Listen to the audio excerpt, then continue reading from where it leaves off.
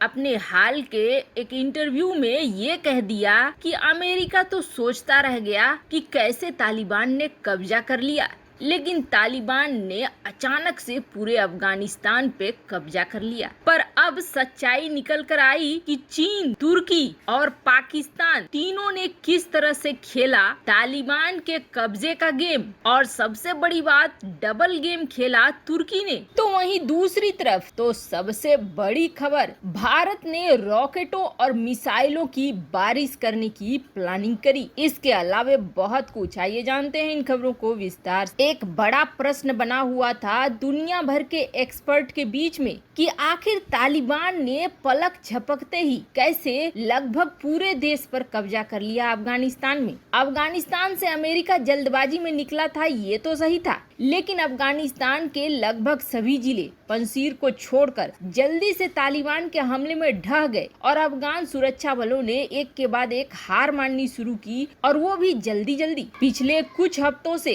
कई सारे विद्वान, कई सारे एक्सपर्ट और राजनयिक इस पर बड़े गहन चर्चा में लगे हैं कि आखिर तालिबान कैसे इतनी जल्दी देश पर हावी हो गया और उसे अपने कब्जे में ले लिया। पर अब एक आंसर है जो निकल कर आ रहा है दुनिया के सामने कि इसके पीछे सिर्फ तालिबान नहीं है, बल्कि इसके पीछे पाकिस्तान और पाकिस्तान की करतूत में साथ देने के लिए चीन और तुर्की थे। तुर्की यहाँ डबल गेम खेल रहा था। अफगानिस्तान में तालिबान की मदद के लिए चीन और तुर्की ने बहुत सारे खास काम किए। पाकिस्तान की खुफिया एजेंसी ISI ने तालिबान को 20 सालों तक जगह दी, उसको भरण पोषण किया, खाने का दिया, ट्रेनिंग दिया। पाकिस्तान अफगानिस्तान की ही जमीन को कमांड एंड कंट्रोल सेंटर के रूप में इस्तेमाल किया पाकिस्तान ने, और तालिबान को अपने हजारों सैनिकों के साथ युद्धाभ्यास करने दिया, और उसके बाद पाकिस्तान ने अपने हजारों सैनिकों को उसमें लगाया और तालिबान के साथ अफगानिस्तान पर कब्जा शुरू किया। आपको याद होगा, जैसे ही तालिबान का कब्जा हुआ वैसे ही इमरान खान ने ये घोषणा की कि तालिबान ने गुलामी की जंजीरों को तोड़ दिया। पाकिस्तानी अधिकारी अफगानिस्तान में आतंकियों के सत्ता में आने पर खुशियां मना रहे थे। और आपको बता दें, पंसीर पर जो ड्रोन हमले किए गए उसके लिए बकायदा एक रणनीति बनाई गई। अमेरिका से सबसे पहले तालिबान ने बगराम एयरफील्ड को खाली करवाया। ये एयरबेस था जो काफी बड़ा था और इसका इस्तेमाल ग्राउंड स्टेशन के रूप में किया जा सकता था, क्योंकि यहाँ से सीधी line of vision radio control link तैयार थी। यहाँ से ड्रोन लॉन्च किए गए और पाकिस्तान ने इसी बगराम एयरफील्ड का इस्तेमाल किया पंसीर पर ड्रोन लॉन्च करने के लिए और लड़ाकू विमान भेजने के लिए। और सबसे बड़ी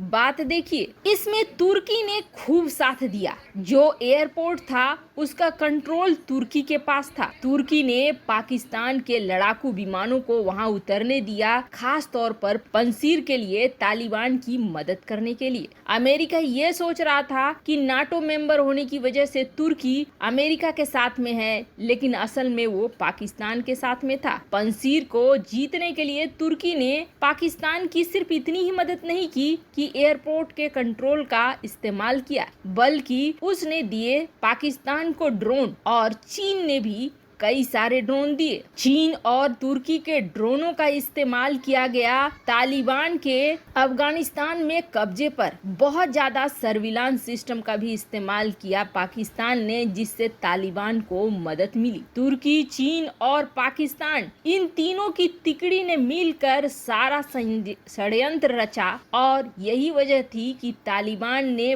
बहुत आसानी से अमेरिका वगैरह की सोच से विपरीत अफगानिस्तान पे कब्जा कर लिया। और इसमें सबसे बड़ा डबल गेम तुर्की ने खेला, जिसने नाटो मेंबर होते हुए नाटो की गतिविधियां उसे पता थी, कैसे कैसे क्या क्या होगा, और ये चीजें पास होती चली गईं पाकिस्तान के पास, और पाकिस्तान इसका इस्तेमाल करता रहा तालिबान को जिताने के लिए। यही वजह थी कि पासा इतनी जल्दी पलट गया, जबकि एक्सपर्ट ये मान रहे थे कि कम से कम 1 साल लगेगा, लेकिन 1 साल भी नहीं लगा और घटनाक्रम बदलता चला गया। अभी भी आप देखेंगे तुर्की, चीन और पाकिस्तान अफगानिस्तान के अंदर बड़ा ही नॉर्मल बिहेव कर रहे हैं। क्योंकि अब यहाँ से ये भारत को टारगेट करने की कोशिश कर रहे हैं। चीन का, पाकिस्तान का और तुर्की का, तीनों का बहुत बड़ा उद्देश्य है। चीन जहाँ भारत के कई हिस्सों पर नजर रखता है तो पाकिस्तान पीओके के एरिया पर नजर रखता है। पाकिस्तान कश्मीर लेने के लिए तुर्की का साथ चाहता है और अब इन्हीं तालिबानी लड़ाकों का इस्तेमाल करने का सोच भी रहा है। हालांकि अभी पावर शेयरिंग के लिए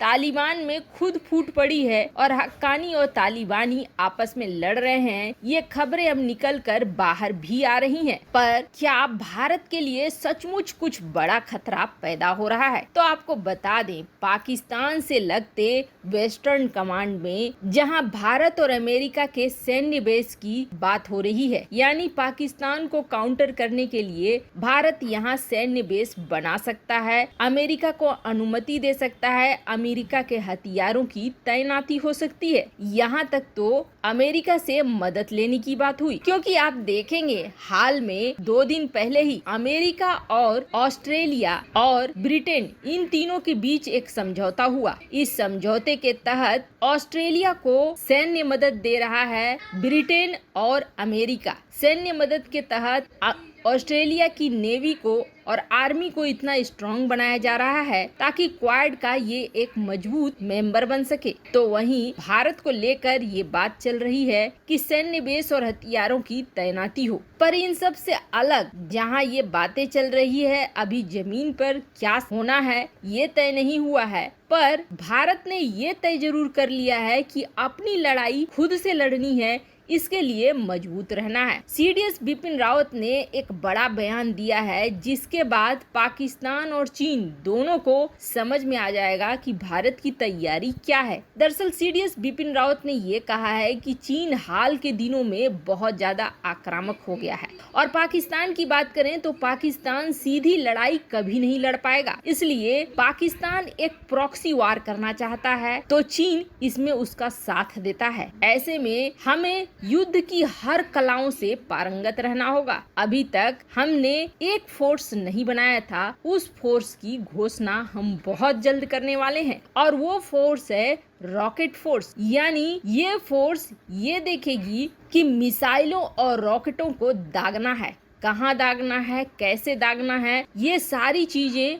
ये फोर्स हैंडल करेंगी। ये वो होंगी जो जमीन और आसमान दोनों के लिए काम करेंगी। यानी पूरा कमांड इनके हाथ में रहेगा, कौन सी मिसाइलें कहाँ दागी जानी चाहिए, कौन से रॉकेट की बारिश कहाँ पे होनी चाहिए, कैसे होनी चाहिए। वैसे आपको बता दें, चीन भी इस तरह का स्पेशल यूनिट रखता है और भारत अब इस स्पेशल यूनिट पर काम कर रहा है, जो बहुत ही अच्छा कदम माना जा रहा है, खास तौर पे तब जब भारत के पड़ोसी चीन और पाकिस्तान जैसे हो। वैसे आपको क्या लगता है, ये स्पेशल यूनिट बननी सही है या नहीं? कमेंट कर अपनी राय जरूर बताएं। जल्द मिलते हैं अगले वीडियो में नई खबर के साथ।